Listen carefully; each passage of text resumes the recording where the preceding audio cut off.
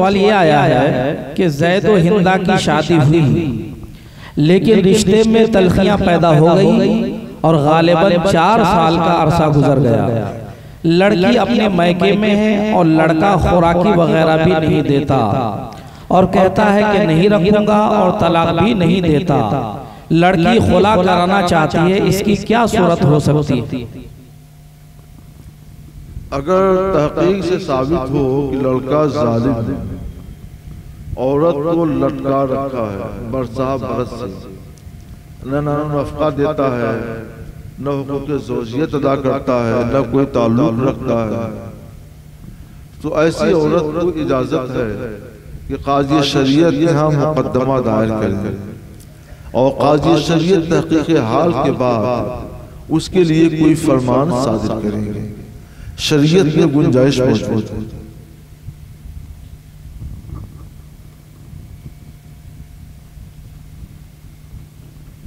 ये सवाल भी इंतहाई अहम है। इस दौर में आमतौर से मस्जिदों में कुर्सियां लगी रहती हैं, तो जो शख्स जमीन पर बैठकर नमाज पढ़ सकता हो, ऐसा शख्स अगर कुर्सी पर नमाज अदा करे तो नमाज होगी या नहीं?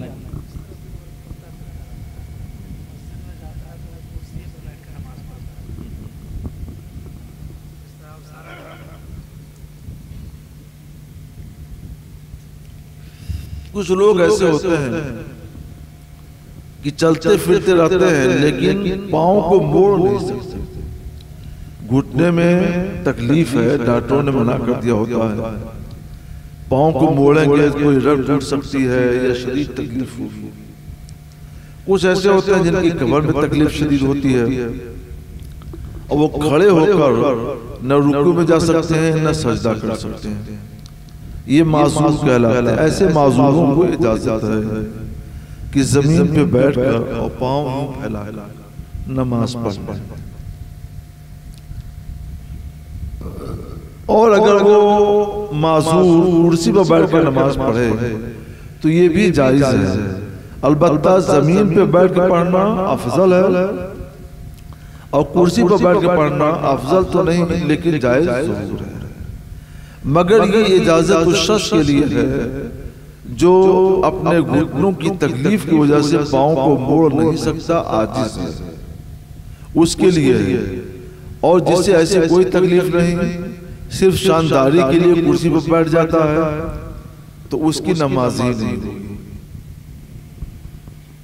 हज़रत की सवाल यह है कि इमाम मुक्तदियों से 2 फीट यानी 1 हाथ के करीब ऊंची जगह पर खड़ा हो, बाकी सब मुक्तदी नीचे, तो क्या उस सूरत में मुक्तदियों की नमाज हो जाएगी?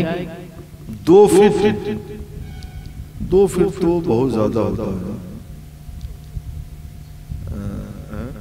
बहुत नमाज नहीं होगी। नहीं, 1 हाथ से ज्यादा हो जाएगा, 1.5 हाथ।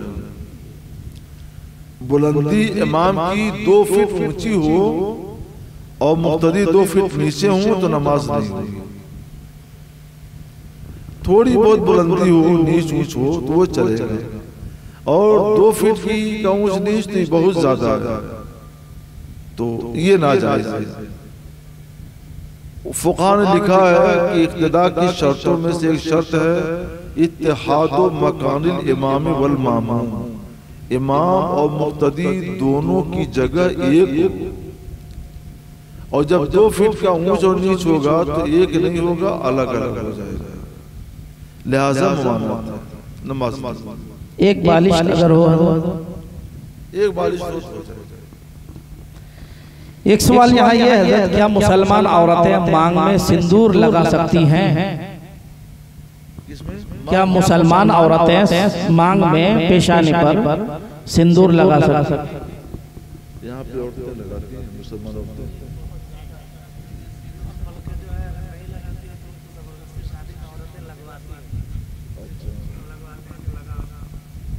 आमतौर पर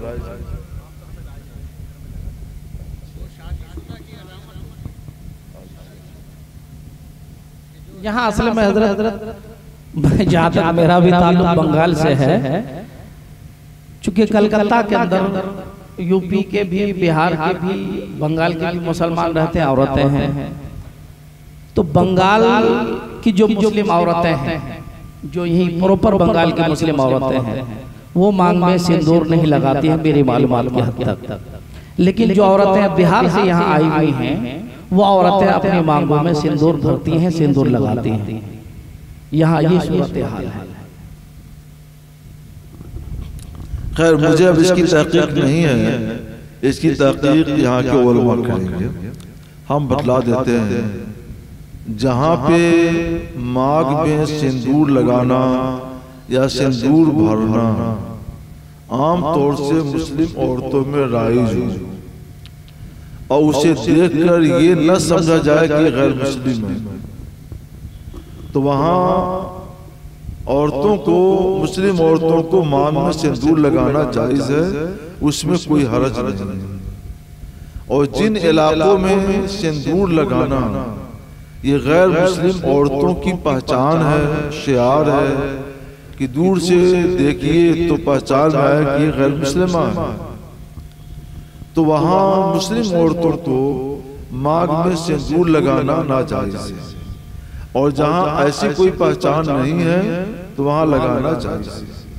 अब यहाँ सूबे बंगाल में, खास तौर पर कलकत्ता में क्या है, मैं यहाँ का रहने वाला नहीं, यहाँ के उर्फ और रिवाज से भी वाकिफ नहीं। आप लोग जांच लें तो बेहतर होगा। हमारे दाहिने वाले लोग बता रहे हैं कि सिर्फ शादी की अलामत है और आमतौर पर मुस्लिम औरतें लगाती हैं। वाकया यही है तो जायज है। हजरत, यहाँ एक सवाल ये है कि आधार कार्ड के जरिए अपने ही अकाउंट से रुपए निकालने के एवज दुकानदार जो उजरत लेता है, क्या वो जायज है? दुकानदार एटीएम वगैरह कोई मशीन रख कर इसलिए बैठता है कि लोग मेरे पास आए ताकि हम उनका काम कर दें। हर आदमी रुपए निकालना नहीं जानता, न हर आदमी रुपए जमा करना जानता है।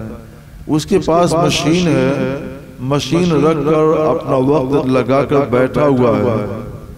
अब जो कोई जाकर के अपने खाते में पैसा जमा कराए या खाते से पैसा निकलवाए, तो ये एक मुनासिब मुआवजा, मुनासिब उजरत ले सकता है, क्योंकि उसके लिए वो वक्त भी दे रहा है और अपनी मशीन को भी इस्तेमाल कर रहा है। तो इस वक्त और मशीन के इस्तेमाल के बदले में एवज में उजरत लेना जायज है।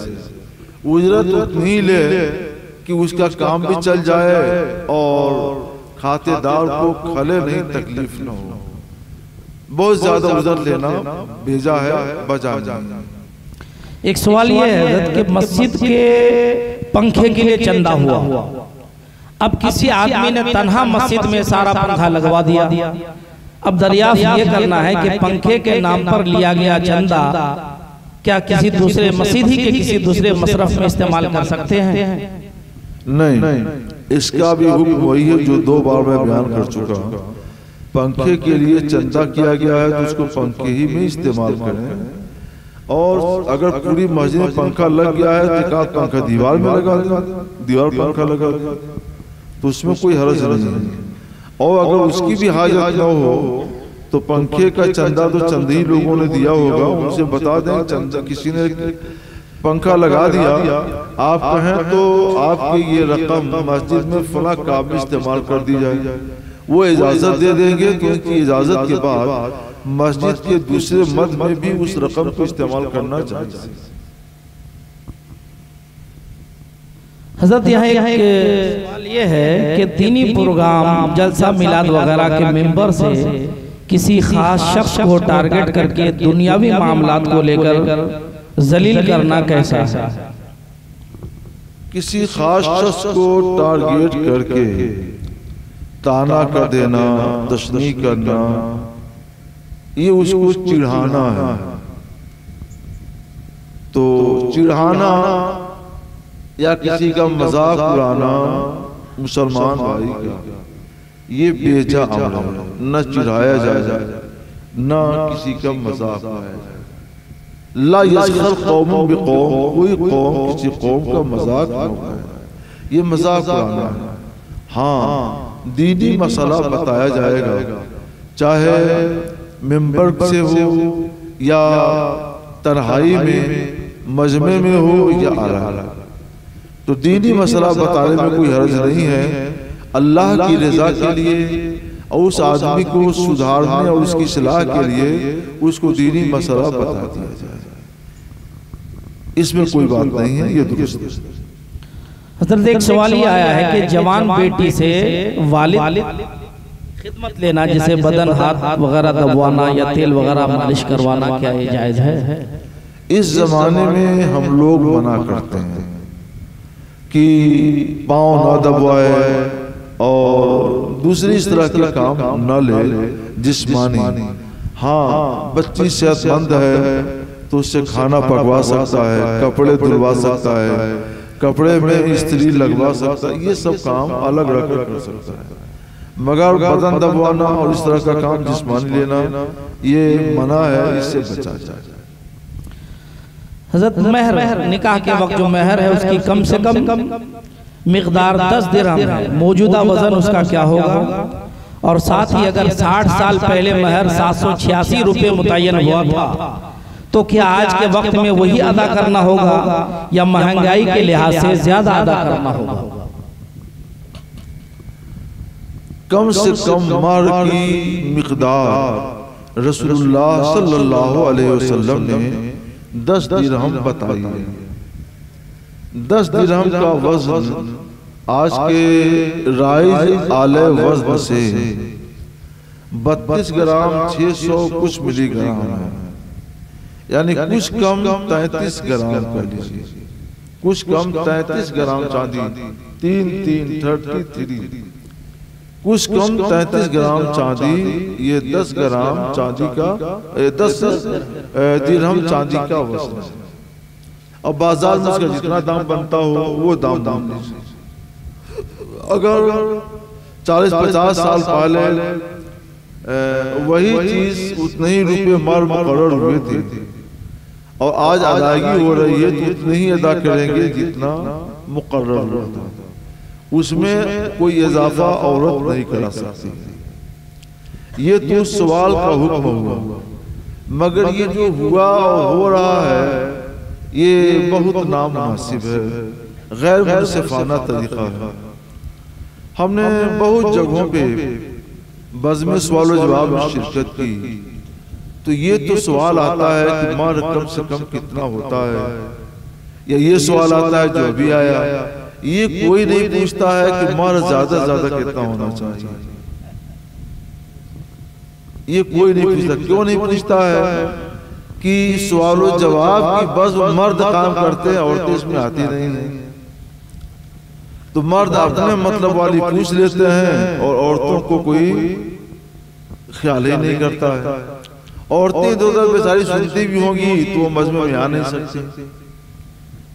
तो ऐसे में ये उलमा की जमात ही औरतों की वकील है, इन्हें औरतों की वकालत करनी चाहिए। हम करते हैं, हमारे यहाँ मुबारकपुर में बहुत कम महर मुकर्रर होता था, बड़ी मुश्किल से 3000-4000, कहीं बहुत हो गया तो 5000 हो गया।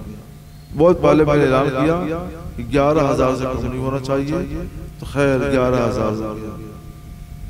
हम जहाँ जाते हैं वहाँ ऐलान करते हैं ज्यादा से ज्यादा महर मुकर्रर किया जाए।